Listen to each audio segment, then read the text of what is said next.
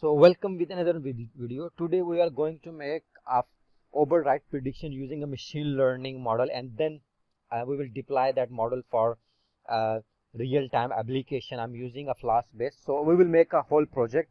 So first of all, I'm going to open my Spider ID also and show you the demo how the projects work and looks like and work. You can see this is the basic of Flask code.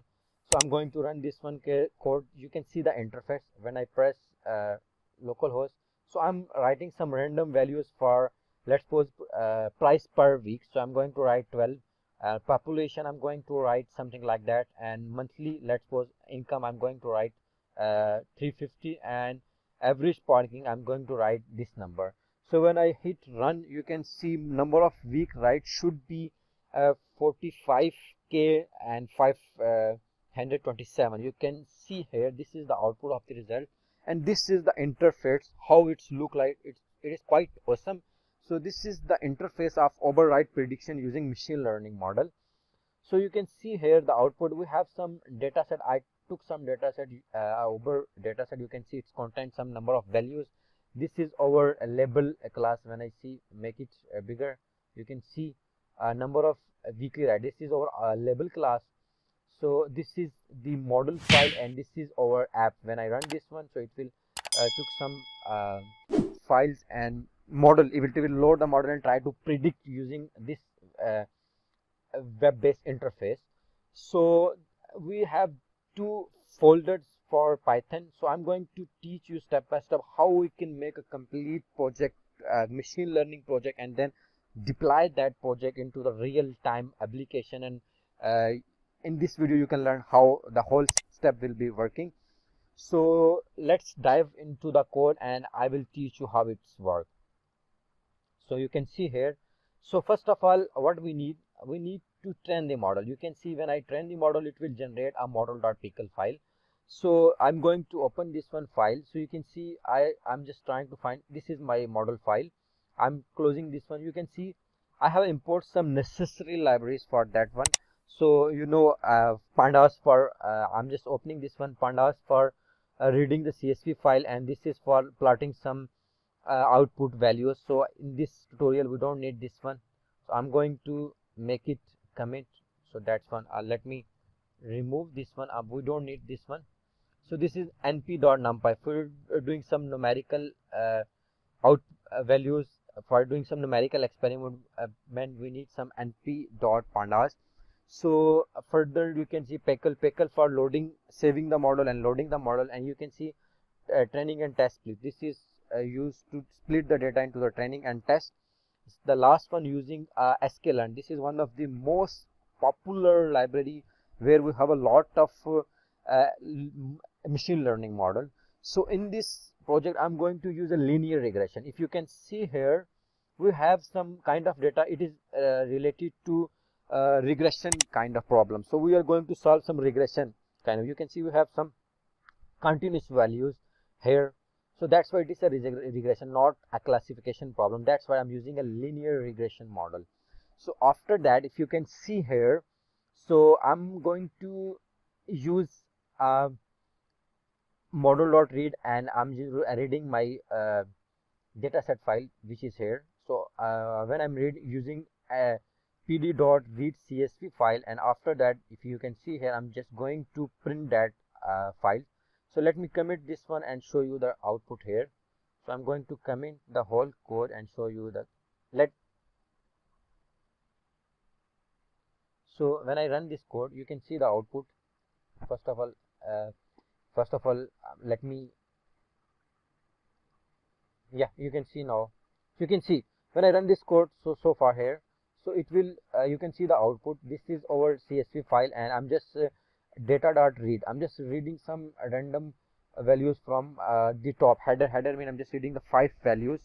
So you can see 0 1 2 3 4 5. So these are the column and the values. After that, I'm going to, if you can see here, so I'm going to uncommit this one. So you can see here, so I'm going to comment this one file. So you can see why. So these are the label files. So you can see the label. So this line is, I'm just data.ilog, I'm just taking values. -1 means I'm just taking, what is the -1? -1 means I'm not taking the last one column. So that is the basic, what is the mean of the -1. So you can see here, so 0 to before -1. So here I'm using a -1. I'm just taking the -1 column. -1 column indicate the last one column, number of week rides. So I'm just going to print the label. If you can see here, I'm just printing the label. So let me run this one code. You can see the output. First of all, I'm going to clean it, reconnecting to the kernel. You can see when I run this one, you can see the output. I'm just showing it. It's just showing me the output of the last column. So you can see 192,000. So you can see the output is starting from 192,000 to so on. So this is basically I'm going to show the last one column. So after that, you can see I'm going to split the model into training and test model here. So for test, I'm just taking the 30%. The random seed is equal to 0. So here you can see, after that I'm going to use the model, a linear regression model. This is the model, and here we are going to fit the code to the model, and here is the output score. We can check how much the model is trained, what is the training and test accuracy, and how is well the model is trained and performing the output. And after that, I'm using a pickle.demp to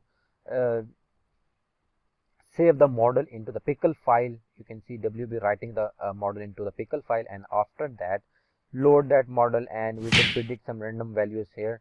So let me run the whole code. First of all, by running this code, I'm going to remove these extra files. You can see I'm going to remove these two files, and I'm just running this one code, and let's see what will happen here.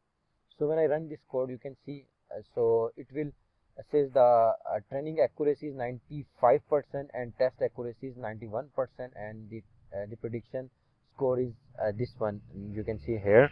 So this is basically the result, and here is the model. So it will generate some random values here, you can see. So after that, when it train the model, so we will close this file and going to run this one app dot. You can see how it's working. As simple, we need some necessary libraries, Flask and NumPy. I don't think we need a NumPy values here. We are not doing some numerical expression here. So sorry, we are doing some, I was wrong. We are doing some numerical expression, NumPy, Flask and pickle to load the model which we have saved, and some mathematical operation. So when I run this app, so it will automatically run this file. So when it's run this file, so you can see the interface. So we have make an interface in this file. It contains some values, or basically this is the title, and when we run this code, it will method is equal to post. When we press the button which we have made a run, so it will call this function. This function will do some experiment. It will take values from here and do some and pass to the network. So we have a model in here, if you can see model in this one, and it will pass that value to the model.predict final, which are captured from this one. I'm using a loop here for reading the text numerical values from here, and it will predict some output and send to this value. You can see the output. So here we are going to send the output in the mat.floor. So sending the values, and we will using a floor function to remove the some dot ratios values. So when I run this one code, you can see when I run this one, and this time I'm closing this one, you can see this is the output. Let's suppose I'm going to paste random values here. I'm taking some random values 3334, and when I press run, so you can see the output number of weekly writes should be this number. This is the automatically generated number. Let's suppose I'm going to take another values, price per week. So here I'm just writing 34 price per week. Population is let's suppose 500, we can say 500, and monthly income is, we can say is 45,000, and average parking per month, average parking is 34. I'm taking a random values 34. So when I press run, so you can see number of weekly rides should be 5656883. So that is the output. That is the whole code, how you can see how it's work. If you have any further query, you can contact with me, and you can contact with me via this one. Here is my blog. You can contact with me, and you can also uh, leave a comment in the description, or you can mention your comment. I will reply you and I will help you regarding this one. You can also access the code from here. I will mention, and I will also give you the link of this one code. You can do some practice, and if you have any query, you can contact with me. And thank you so much for watching this one. Please subscribe and like this channel, and thank you so much again. Goodbye.